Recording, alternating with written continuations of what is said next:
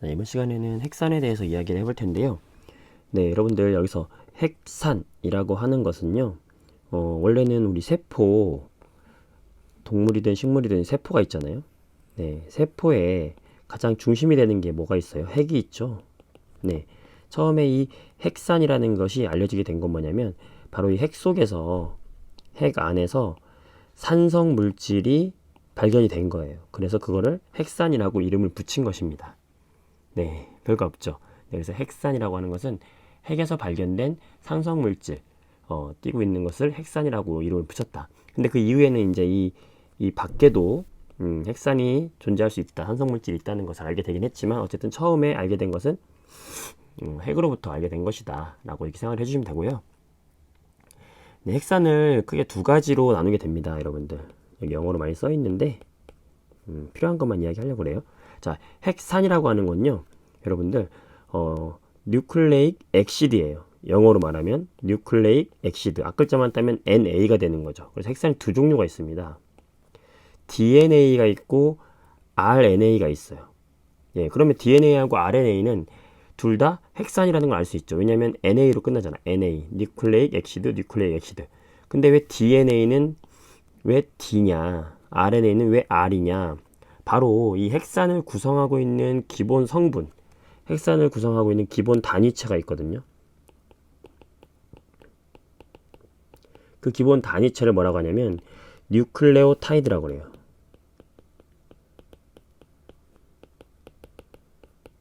네, 이 뉴클레오타이드라고 하는 것은 기본적으로 하나의 당이라고 하는 건 우리 여러분들 포도당 같은 당을 얘기하는 거거든요. 당과 그 다음에 인산, 그 다음에 다른 한쪽에는 염기, 이렇게 인상, 당, 염기 이렇게 이루어진 게 바로 핵산의 기본적인 하나의 단위체 뉴클레오타이드라고 하는 거거든요. 근데 거기에서 인상과 염기는 공통적인데 여기 안에 있는 당이 있죠, 당이 지금 오각형이잖아요. 여기엔 탄소가 5개가 들어있어요. 그래서 이걸 오탄당이라고 이야기해요. 오탄당, 탄소가 5개짜리 당이다, 이렇게 이야기가 되는데 이 당이 이름이 여기 보면은 그림 보시면요, 디옥시리보스라고 있어요. 디옥시리보스. 그 다음에 오른쪽에 보게 되면 리보스가 있죠. 자, 둘이 비슷하게 생겼죠. 근데 지금 차이점 한번 찾아보실래요? 틀린 그림 찾기. 둘의 차이점 뭔가요? 다 똑같은데 어디가 차이점이 있냐면 바로 여기가 차이점이 있죠. 디옥시리보스와 리보스 차이점 바로 이겁니다. 여기. 네, 리보스는 산소가 하나 더 있고요. 디옥시리보스는 산소가 하나 없죠. 여기 산소가 없죠. 네, 옥시라는 게 뭐냐면 산소죠, 산소. 이게 산소예요, 산소. 옥시가 산소. 영어 접두사로 D가 붙으면은 산소가 없다는 말이에요. 그러니까 리보스에서 산소가 하나 빠진 형태, 요 리보스에서 산소가 하나 빠진 형태가 바로 뭐다? 디옥시리보스다. 그 당의 차이가 있어서 바로 그 당이 디옥시리보스로 구성되어 있으면 DNA, 리보스로 구성되어 있으면 RNA, 이렇게 구성이 된다 생각하시면 돼요. 이 정도만 기억하시면 되겠습니다. 자, 그럼 다시 뉴클레오타이드로 돌아와서요. 자, 뭐다? 기본 핵산의 기본 단위체는 뭐다? 바로 이것이다. 인산과 당과 염기. 요것이 바로 뭐다? 기본 단위체. 핵산의 기본이 되는 단위체. 사람의 단위체가 세포인 것처럼 핵산은 이 단위체인 뉴클레오타이드가 연속적으로 결합돼서, 뉴클레오타이드가 이렇게 계속해서 결합을 해가지고 이 오른쪽에 있는 그림처럼 쭉 이어진 녀석이 바로, 이게 바로 핵산의 구조다라고 생각하시면 되겠어요. 이게 핵산이다. 그랬을 때 이게 이제 DNA가 될 수도 있고 이게 RNA가 될 수도 있는데 그건 무슨 차이다? 바로 여기 있는 오각형 당이 이게 디옥시리보스냐 아니면 리보스냐, 요 차이에 의해서만 차이가 달라지게 된다라는 것이죠. 네.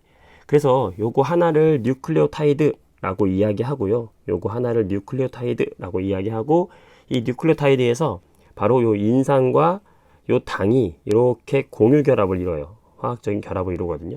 결합이 이루어지면서 이렇게 쭉 이어지죠. 쭉 이어지면 자, 여러 개가 이어졌다. 이건 또 우리가 접두사로 폴리라고 하죠. 폴리. 플라스틱의 이름이 여러분들 폴리에틸렌, 폴리프로필렌 들어봤죠? 플라스틱도 여러 개 붙은 거거든요. 그러니까 이 뉴클레오타이드가 여러 개가 붙어 있다. 이게 바로 폴리뉴클레오타이드고, 바로 이 폴리뉴클레오타이드가 바로 핵산을 형성하는 것이 된다라고 생각하시면 되겠어요. 이해되시겠어요? 자, 그 다음에 여기 보시면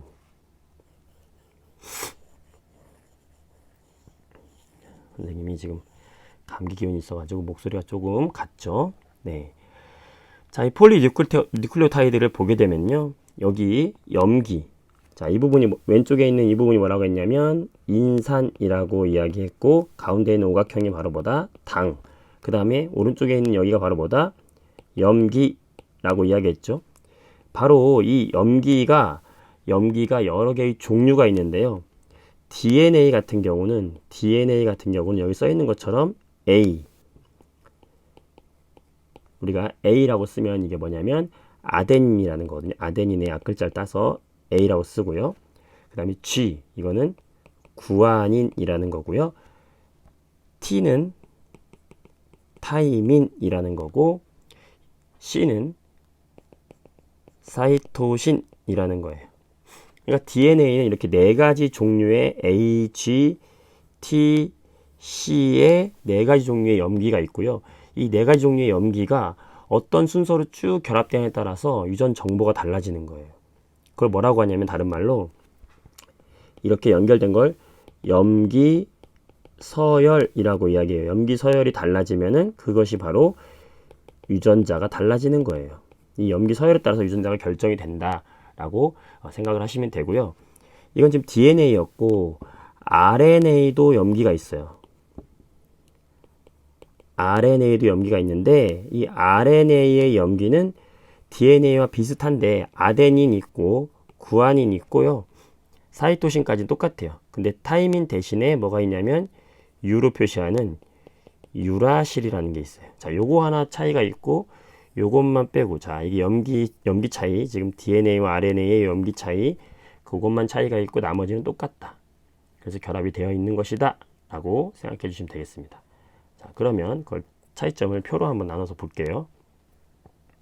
자, DNA와 RNA가 있는데, 이 DNA와 RNA 둘 다 뭐라고요? 핵산이라고요. 뉴클레익 엑시드.